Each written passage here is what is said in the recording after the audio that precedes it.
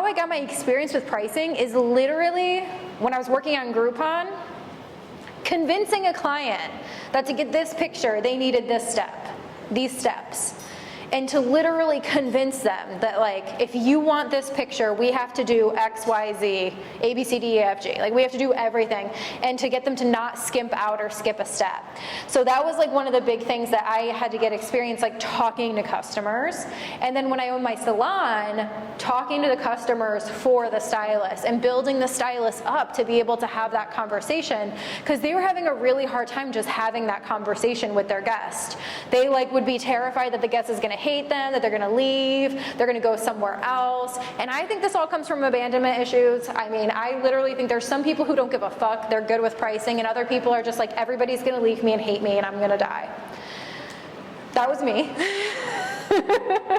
So I totally understand that, but when it comes to our business, we have to take it seriously. But I want you to know that I totally understand. And I think if you're a salon owner in this room, or if you ever want to be a salon owner, or if you have a team or ever want a team, or if you're encouraging other people, it's really important to understand where people come from. Because as a stylist, we're putting our art on the line for scrutiny.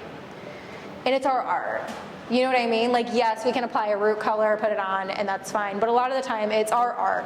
The styling, the whole thing, it's an art form.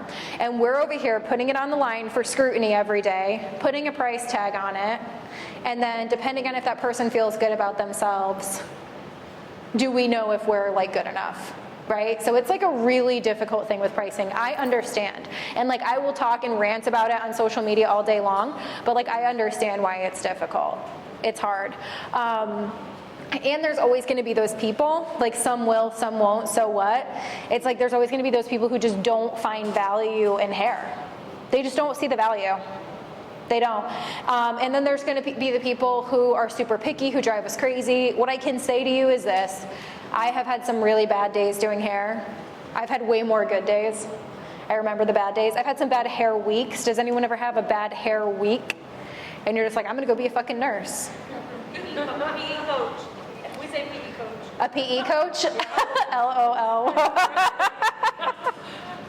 I love that. I'm like, I'm going to go be a nurse. Like, my mom wanted me to be. Like, she's literally like, you can always go to nursing school. I'm like, no, my mom's an ER nurse, and no. Anyways, I understand why it's difficult.